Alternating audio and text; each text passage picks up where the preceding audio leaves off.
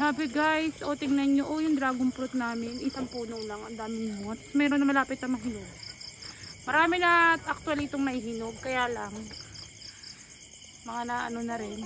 Pero tanyo naman, ang dami.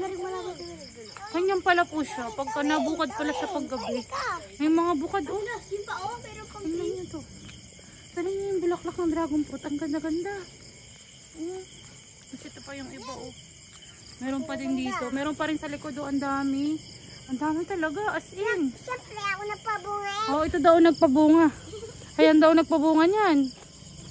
Tignan mo, ang ganda niya guys. Ano gayon? Sabi, ganyan pala yung sa gabi. Alam nyo, ngayon ko lang na-appreciate itong dragon fruit na nasa tabi ng aming bahay.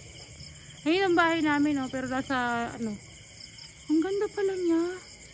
Ganda ng flowers, Ang dami Bibi, wag! Masisira yung bunga. Hindi mo makakain yan. Lahat yan, Yan, ang dami pa sa taas. Yan pa nga dito nga sa may gilid ang dami. Huwag niyong anuhin. Ang dami talaga, as in. Ito nga, tingin nyo, malapit na mahinog itong isang pirasong to. Ito'y marami nang talaga, may mga green pa din. Tapos na rin pa yung isa, mabuka din. Dami din sa likod, Isang puno lang, pero ang daming bunga. Grabe. Maganda. May pahinog na isa.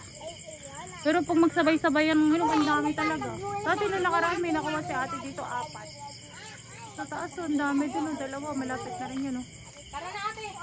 Tagal na yan. Ang ganda ng flowers,